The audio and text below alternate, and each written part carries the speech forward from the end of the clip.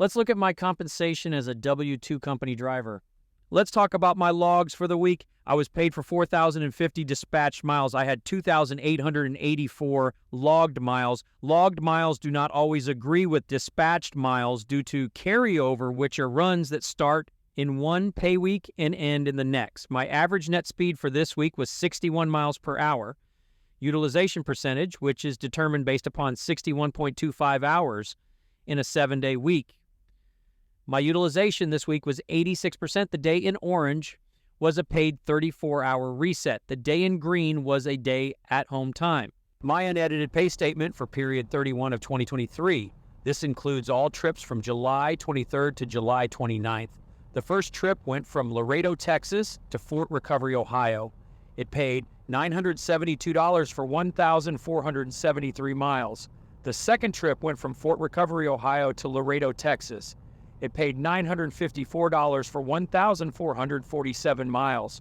The third trip went from New Bremen to the terminal. It paid $13 for 24 miles. The fourth trip went from Fort Recovery to Greer.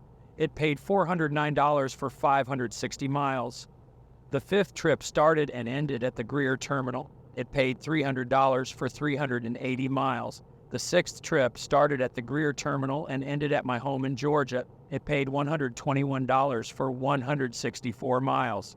The insurance cash out was $300. This is paid monthly to those who do not use company insurance. Empty miles paid $191. Securement paid $23. Insurance cash out was $300.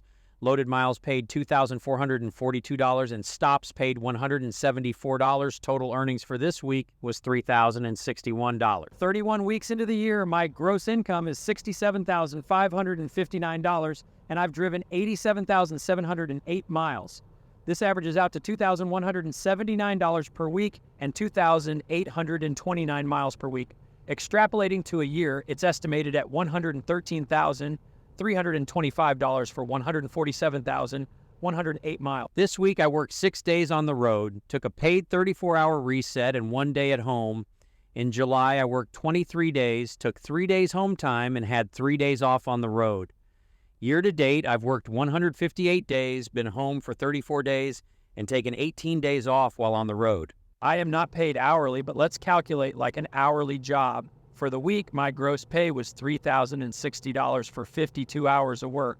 If we break it down into a typical hourly job, it could be 40 regular hours and 12 hours of overtime, resulting in an effective pay rate of $52.14 per hour. Straight hourly pay would be $58.30 per hour. Year to date, I've earned $67,469 for 1,706 hours worked. Out of those hours, 1,232 would be regular time and 474 overtime. If we calculate it weekly with overtime, the effective pay rate is about $34.73 per hour. However, as straight time, it's approximately $54.77 per hour. As always, make sure you are enjoying every day at work.